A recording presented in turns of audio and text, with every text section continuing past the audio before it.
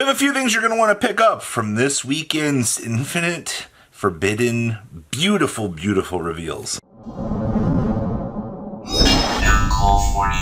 Make sure you guys smash the crap out of that subscribe button so you guys don't miss out on more awesome content. So I want to talk about the Supreme King Magician stuff over here. Now, the first little hype for this engine is, okay, well, let's call it what it is. You know, if you want to mess around with this with the hope that Electromite's going to come back, it means that you can play this package with Melodious. So that's your first, like, okay, you know, we have current modern era applications for this. But then there's the White Woods side of the equation out here. With the White Wood cards, this deck kind of just got the chance to replace all the Warrior Toolbox stuff. And now the deck can play this engine as an Exodia FTK deck. Oh, we just went through losing the ability to Exodia FTK out here with the loss of, you know, all the Warrior stuff, you know, the Jeff Leonard special, but you just go ahead and you gut out all the Warrior cards that you would have been playing, and guess what? Suddenly, okay, well, it's a different ballpark now. All of the White Woods cards effectively replace all of the packages that the Warrior box had and gives you the chance to play Exodia FTK. Now, this is all still in testing phases out here for the White Woods Exodia stuff. I haven't seen a super optimal build for this yet, but I wanted to point out and go, hey, you know, the Supreme King Pendulum monster, the one that acts, you know, the ability to dump things from the extra deck, we've already seen that card hit $2-3. This is one of those cases I wanted to once again point it out and go, hey, you know, guess what? You have more Exodia shenanigans that we're going to see people trying time and time again to try to manipulate and try out on the market. And also, I mean, if Electromite does float on back here, well then, you know, Melodious is just going to look even stronger with this package. So, a double-sided pickup, one more for the future than the other. I'm about that. Next up is Tachyon cards. Now, we all know, without a shred of doubt in our minds, that Tachyon Transmigration is going to receive some sort of reprint. I also don't know, we currently don't know if we're going to get the Light Duelist pack, because we're still missing a theme. I don't know if you know this or not, but there is a whole theme that is just, I don't know where it is. Also, the fact that the Tachyon stuff got revealed before that last mysterious theme did is kind of interesting. But this kind of comes down to player preference pickups. You know, do you want secret transmigration prophecies? Are you willing to spend 20 plus a piece on those? I mean, I'm not surprised to see that possibly being the case out here, that people would be looking at that and going, okay. And the other one is, you know, 107 Ghost Rares. We do know there is a quarter century coming down the pipeline for Tachyon Dragon, but there are people out here that swear by the original Ghost Rare, and that's fine. People love to have OG Ghost Rares, and 107 was one of the coolest Ghost Rares I think that we could have actually ever have gotten out here in the game. So this is just kind of a genuine reminder to go, hey, you know, we do have Tachyon support coming. There is going to be a lot of hype continuing to build around this. We're still missing a spell card from this.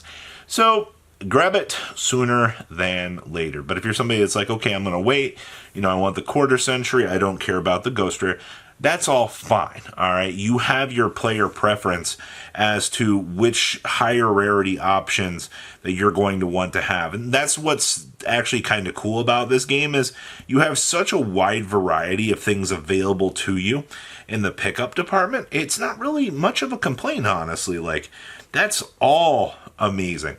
Next up here is Metamorphosis. I feel like we talked about Metamorphosis earlier in the week here. Something. There was a Praying Kids Runic deck that showed up. Something. Yeah, that's what's going on right now. I'm genuinely, I don't feel like I understand all of the crazy hype that's been around Metamorphosis. I mean, it's cool that, you know, you have the interactions within the Praying Kids deck to basically interchange, bring out these different monsters, be able to basically have access to the different lines of things. And Metamorphosis kind of bridges that gap with the Praying Kids stuff to give you that option to do so. But my other concern is, like, we don't have Meow Meow Meow. And I feel like necessarily that without Mew Mew, it's not going to be the most consistent thing in the world. But I have learned that Yu-Gi-Oh players out here will grasp onto anything out here, and they will try to have success with anything. So here's my 2 cents on this. I think that the Metamorphosis idea inside of the Prank Kids Runic deck is a pretty cool idea. It gives you the chance to kind of explore some different things, and that's good. All right, more variety does tend to be better. But if you're out here, you're like, oh, I'm picking this up for Meow Meow Mew to come back. I honestly do hope that Meow Meow Mew does come back. Everybody wants to see that actually happen. But then you're speculating on the ban list. We've been doing that a lot lately on this channel. There's been a lot of ban list speculation. And for all intents and purposes right now, I don't know if we're going to win. So, pick it up while you can, I guess. That's the Metamorphosis conversation. Somebody's be like, Rob, you just said a whole lot of nothing. It's all pure speculation. It had one successful run. That's it. Substitute. Now this is an interesting one. This is actually betting against the market right now. So we do know the Light of Destruction was announced for a reprint. All right, we do know that. We have no confirmation if this is coming to NA or not. All right.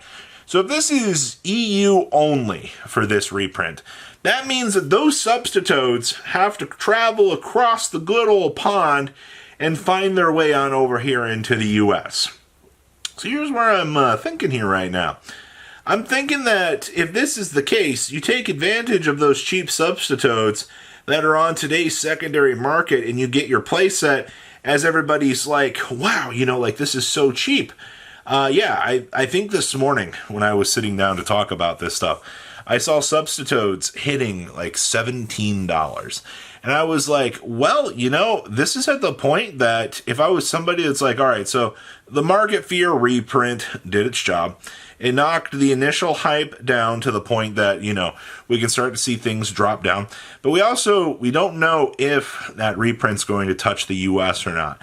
So with that discussion point, you've got to decide, am I going to risk it for the biscuit and see if, we're going to get this? Or do we go, oh, crap, well, now is the time to buy my substitutes.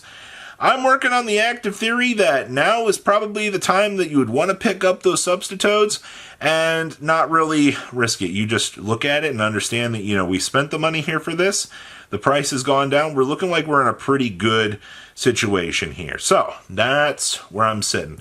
I'm hoping for the best here with substitutes, potential swing down here, but we're going to have to wait and see. The market has taught me one thing.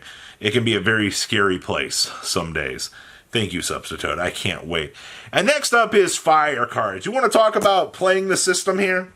So, with Wanteds and everything plummeting down in value here, this is the one time that you got to look at this and go, all right, am I going to play the system? Am I going to bet against Konami here on this ban list? Are we going to bet that we can pick up everything that we want for Fire and be good to go? No fears whatsoever. And I'm going to be honest with you, this might be one of those times you might get rewarded for it. All right, as Wanteds go down, I think more and more people might head on into the WCQ season, and you might start to see that be reflected pretty crazily on, this. People are going to be like, well, you're going to have to spend all of this money in order to get the top end cards out here just so you can play, the tier 1 deck. And that's probably what we're going to expect. Actually, I do fully expect that to happen. As long as Fire cards do not exceed any sort of crazy expectations out here with a future list, then you will probably get rewarded buying into Fire underneath the current ban list fear. It's the same thing we've seen happen time and time again. But that's what we like to call the risk it for the biscuit effect. All right? You take the gamble, and if you win, you win. If you lose, you lose. All right? Nobody can for sure predict the future, but we've seen this pattern before. All right? I would not be surprised to see it actually pay off again, as history tends to repeat itself. So, those are the things I would give some consideration to actually picking up for the time being. It's definitely an interesting list, but we'll have to wait and see. So what do you guys think? Please, leave a comment down below, tell me what you guys think. I'll see your beautiful faces back here in a day, guys. Patrons, thank you.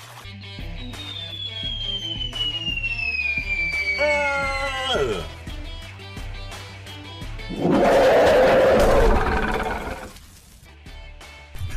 you so much for watching. Check out these other videos.